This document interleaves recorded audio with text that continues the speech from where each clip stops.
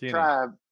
Oh yeah, but bringing up the Pringles and this tribe thing raises a good point. You know, like I've been all over the world and I have eaten some weird shit. I mean, I've had whale, I've had dog, I've had scorpions and horse and squid ink and half-hatched sparrows and bugs and all kind of crazy stuff.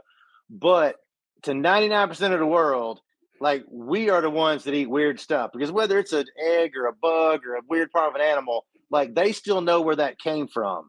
But like what is really weird to most people in the world is like a Hot Pocket or a Pringles. They're like, what in the hell is this made out of? Or like, what is in this pastry pocket, like Hot Pocket thing? Like, we eat so much stuff that is not identifiable as to where it came from. Everybody else in the world thinks that is really weird. Like eating a horse or a whale, like they know exactly where that thing came from. But you try to give them a Pop-Tart and they're like, what is this? Like, what is it? Like, what is this? Yeah. That we eat the weird stuff compared to most of the people in the world. For sure. That makes sense. I had people be like, oh, where's that horse come Mexico? from? Oh, the horse comes from that field where we killed the horse. It's like, oh, where does that ingredient from a Hot Pocket come from? It's like, well, it starts by emulsifying petroleum runoff waste and spinning it in a centrifuge, adding, the acid until it becomes kind of edible. And it's like, yeah, but it tastes good. Kyle and Taylor, have you guys had bugs, like prepared bugs, grasshoppers or larvae or whatever? No, I think not at all. Bugs. It was 0% surprising. Somehow, no, they're not. Christopher, you're lying to my audience. And I won't they are good. Crickets and mealworms kind of taste like sesame sticks. Like bugs are kind of nutty tasting, except ants are like bugs that bite and are a little tart a bit. But like what'll really blow your mind is like a spider, like a tarantula or a scorpion. Vaguely taste kind of like crab, like they're kind of arachnid style. So like you have to burn the hairs off of them, but they've got a vaguely kind of sweet kind of crab taste to them. They're actually not that weird. Do you burn the hairs off, wrap it in like palm leaves or something, and steam it over a fire? The ones I had been like burned off and dried, and they had them on sticks, and they were roasting them over like coals. Yeah. So they would kind of burn the hair off with the fire, kind of burn them off, and then they become like naked, and then they would just roast it. And we know crab legs are expensive, Taylor. Very much. How much tarantula legs cost? I guarantee they don't stack up to a nice market value? Crab leg. What's I market would price pay to never have to try one. That's my market. Really? You wouldn't want to try a tarantula leg if it was on the menu? They're kind of. I don't like spiders. I don't want to be around them. I don't want to look at them. I don't want to eat them. I don't want to feel it's because not every bit of the hair is going to burn off. You're going to feel a little like prick here and there of hair on the. It sounds awful. I don't know. When I ordered the grasshoppers, they seemed to be unprepared. They tasted exactly like I expected grasshoppers to taste. I thought they would be masked by like cinnamon or something, but that's not how they made grasshoppers at all. They just put them on a plate. Before I ordered the grasshoppers, and you guys know this because I was on WhatsApp texting you at the time from Mexico, I ordered ant larvae. And they were out of ant larvae, I guess. So Chase is like, did they check under the trash cans out back? Which was hilarious. Yeah. And I got the grasshoppers, and they were just tasted like regular. They were like cooked, but they didn't seem to be seasoned or anything. They were just grasshoppers. I couldn't finish my plate. For some reason, so the way that you ate it is you got a little tortilla, you filled it with grasshoppers, smeared some like avocado on it, and tried it. And then drank a very strong bourbon immediately after. Dude, I took a bite and it was like, I don't know why I expected this to be good. It was so grasshoppery. It was clearly just bugs in a tortilla. Well, that's what it was. Like I know you can't get the picture, but you sent the photo of the little tortilla you made. Very good looking tortilla, but it had like 4 fat grasshoppers in it. And then like, you know how like guacamole is usually applied? It's like, oh, a little flavor enhancer. Like the amount that Woody put in that taco was like, we're going to blast through these with the power of avocados. Like just huge, like you just like emptied half a toothpaste in there of avocado. Yeah, I had this image. I was a little kid. I hated eggplant. My mother would make these eggplant dishes, right? And I have to eat them as a kid. And I would do it by like eat it with a big like mouthful of rice and chase it with water, or with milk rather, as a kid. And I'm just imagining Woody doing this with the grasshoppers, but like, why? Like, I when sent in Rome. Pictures via Discord. There should be I have fucked this up. I thought I sent an image. Here we go. Of it. Okay. Jack got it. Okay, yeah. So that's the grasshopper. Hard to make out from here. Like, No, I'm seeing it. They look more like crickets. That's the thing. You got hoodwinked. These are nothing more than a common cricket. Now that does look exactly like a burrito full of bugs. See, like if you weren't expecting this and you opened your burrito, like you'd ordered a burrito somewhere and it was like a steak burrito or something. You open it up, you'd be like, what the fuck? But this okay. Is there cheese you can put on it? Like, are they helping you with other ingredients? Yeah, maybe some salsa. Hey, can you show the other link, Zach? This is the plate that it was served on. He usually needs a second to show. Yeah, I like that presentation. I'm excited to hear. I like that he made that fancy little arrow with the zigzag on the end, and then he threw a bunch of fucking cockroaches on his face. Dude, that's out of the corner of my eye, I thought one of them jumped or moved or something. Like it must have fallen. Woody, what if you call the waiter and be like, "Excuse me, I don't want to cause a stink, but there's a hair in my excuse me, there's a hair in my pile of bugs." I even after seeing it, I thought that they would be like seasoned or something in such a way. It was literally just a plate full of bugs that I put on a Tostito. I ate the entire Tostito. I was afraid that I would look back at myself having had like a single bite of grasshopper and not really experienced Mexico. Taylor, you know what the waiters were saying in the back as they watched Woody eat the whole thing. We only have this on there to make this place seem authentic. That's fucking gross. I've never seen anyone eat the whole thing. Jesus. I would imagine the whole point of it seems like you like countered or found out the counter to that, but how on earth could you just eat bugs regularly without dousing it in cayenne or something to make you forget you're eating bugs? Right? Like but to most people in the world though, eating bugs is just normal. Like it's not any weirder than us eating a Kit Kat or a Reese's cup. It's just something normal. It's a little weirder. Maybe. Yeah. I mean, no weirder than cutting random bits off of a pig or a chicken or something. We pick the parts we want. Yeah. Exactly. Because if you showed up to a bug eating country and you were like, "Everyone, you want bugs today or pork chops?" They're going to be like, "Oh, pork chops are available? Oh, then no, thank you, on bugs." Like, whereas here, if they were like, "Hey, you got those pork chops? I got a big bowl of maggots," it's be like, "No, you're not going to swindle me. Turned off You're by not protein going to powder. swindle me." You buy bug protein powder. It's made of bugs. I didn't know. It's super high in protein. I mean, they are, from a nutritional standpoint, bugs are pretty good. It's hard to beat whey, but I saw a YouTube video where this guy was interviewing not an uncontracted tribe, but I don't know how to describe a tribe that has no association with the rest of the world, an isolated Brazilian tribe. Yeah. And he was asking questions like, what's the meaning of life? What is true happiness? And the answers to both were meat. Meat is the meaning of life. What's true happiness? Bringing back a monkey. Those are their answers. Fuck. I mean, that would be kind of nice. Like if your hierarchy of needs is so empty that you're stuck at the getting enough food and water. You don't even have the energy or time to be like, what am I here for?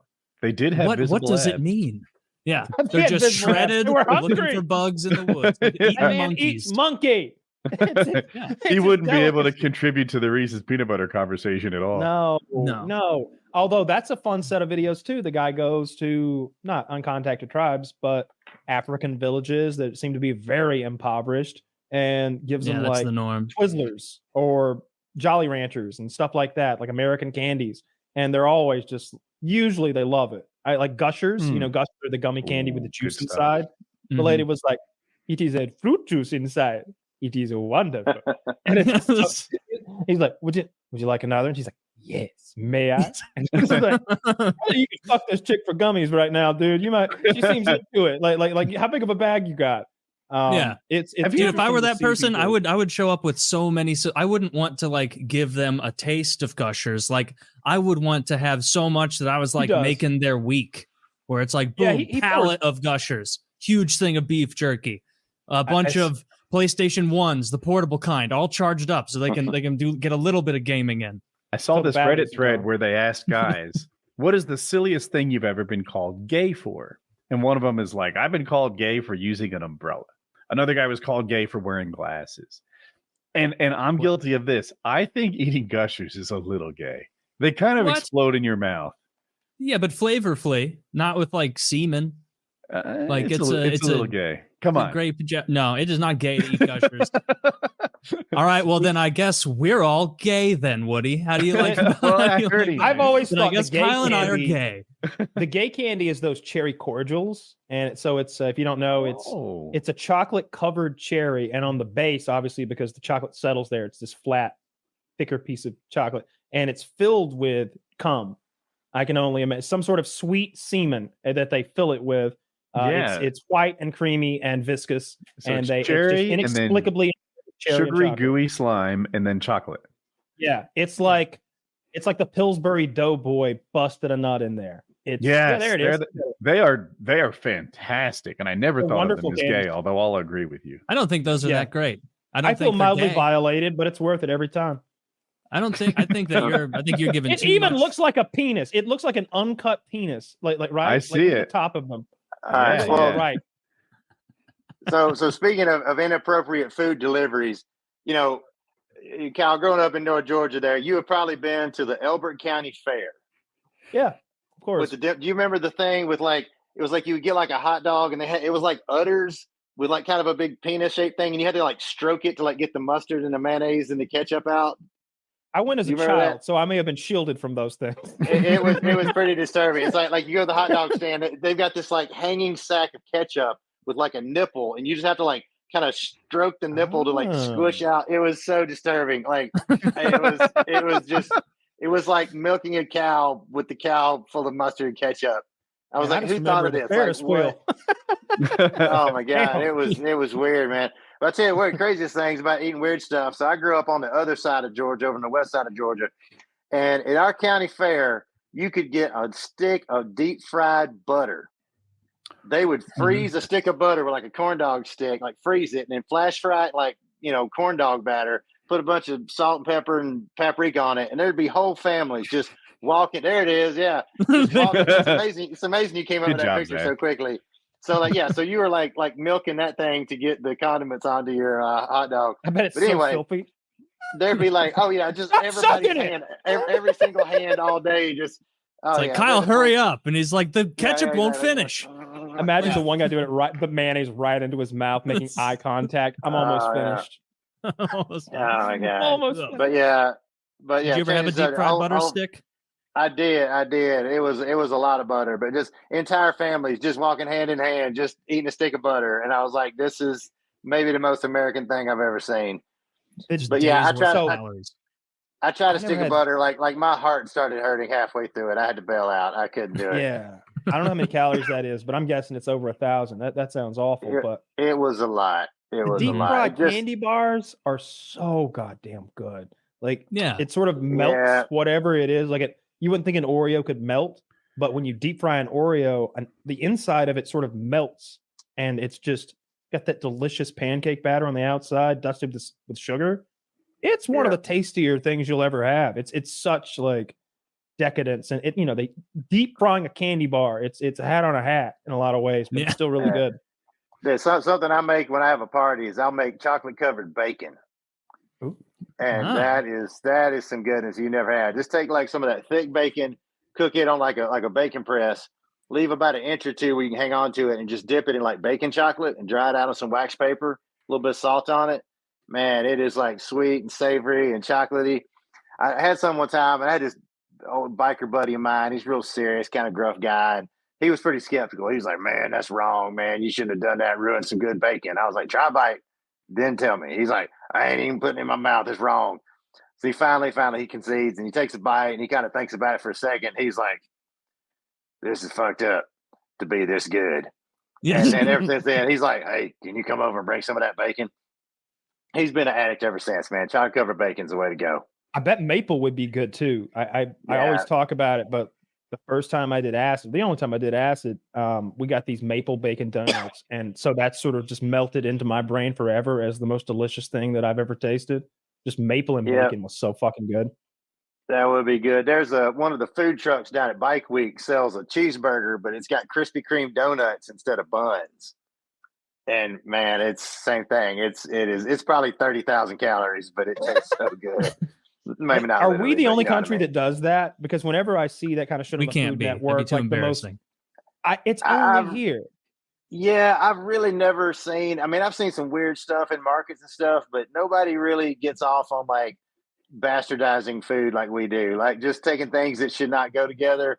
Most countries are pretty traditional. Like they don't have a lot of preservatives in their food. Like if you go to like even in England, like if you go to a grocery store in England and get some produce or some bread, like you better eat that shit in like 72 hours because it's going to turn green on you. Like our stuff lasts forever. But like most countries, yeah, they don't do the preservatives. They don't get those kind of goopy things. And also like most countries don't deal with the intensity of flavor that we do. Now, like hot countries, like hot cultures tend to have a lot of spicy food because it induces sweating. Kind of, you can literally cool off eating some hot pepper somewhere. And you look at a lot of the cuisines around the equator, they tend to be spicy like that. But like most places though, their food is not as salty. It's not as sweet. Even if you get the same label, like when I moved to England the last time for the show, I found some of that Lipton peach tea I like so much at the convenience store, and I got a bottle, but it was like half of the sweetness and peach that we get here. Dude, like it's so funny you mentioned the preservatives, because usually we just eat all the food in the house and it gets gone. It usually doesn't go rotten on the shelf or anything. I think like it's kind of poor planning or you left it out or something. So I really don't know when bread goes bad because I usually eat it before it goes bad, right? I go through the bread. I was going to make hamburgers maybe 2-3 months ago. I made one hamburger. Rest of the buns have been sitting on that fucking counter for, like I said, like 90, 100 days or something. And I've been looking at them every day. And I'm like, turn the bag over, no mold. I got one out last night. I smelled it. I looked all over it. I took a bite. It's as fresh as it was 100 fucking days ago when I opened it. Yep. Tortillas are even more ridiculous. I threw tortillas away when I moved a couple months ago because I just couldn't fathom that they could still be good, but they were. They had been opened in my pantry for 8 months. Not an exaggeration. 8 months. They had been in there. Open them up, get a tortilla out one night, slice it up, make some fucking chips or whatever I do with it. 8 months it's been in there. I'm like, it can't be good. It can't still be good. Do they never go bad? I don't think tortillas go bad as long as you don't Not in America. As long as you don't spit on them or something. But if you went to like Mexico, it'd be like a couple days later and it'd be like a real flour tortilla. Rotten. Yeah. Tortilla. Oh, it go bad in like 8 hours. Yeah. I know like a lot of our preservatives are illegal, like in Europe. Oh yeah. Yeah, I mean, that's probably why we're all so young and beautiful looking. But yeah, there's some things that we eat that are just not allowed. So you look really good for your age. You said you're almost 50. I would have thought you were like late 30s or something. Well, I appreciate that. It's all the preservatives I've been eating all these years. Yeah, I'll be 50. We're preserved, and our ladies have huge tits. You know, I like the hormones and preservatives. It's the best of both worlds. The American way is going to be the global way. I think so. It definitely makes it last. But yeah, I'll be 50 a week from today, actually. So yeah, that's all those preservatives and all the antibiotics and the cheap chicken I eat. But yeah, thank you. But a food that does last a long time is honey. Will last pretty much indefinitely. They have found honey like in Egyptian tombs that are 4,000 years old, sealed up in a clay pot that is still edible. It's incredible. Yeah, it's antibacterial, so its very nature is to resist going bad. You know, it's been used for wound treatment throughout history. Also, wine, I read today, is good for like 1,500 years. And you know how YouTube Shorts are? They show you this. Yeah, I got to the end of the 60-second video and I was like, but wait, answer the fucking questions you posed. Like what? They cracked was it like open in a sort of earthen vase looking type thing with the? I think I saw the same short with like cloth on it. Yeah, it looked like in a video game when you see one of those Egyptian vases in the corner all dusty. They take a knife first and stab it into the top like edge of this oval shaped vase and like pry up an earthen cap, and then there's leaves from who knows how long ago, layered, like I don't know what kind of leaves, but they're still greenish. They haven't, so they're clearly not oxidized down in the lower levels of the leaves, Wow. and maybe some sort of sap has been used or something. Yeah, and when they finally get it off, he takes a ladle and reaches in and pulls out some wine that looked fine to me.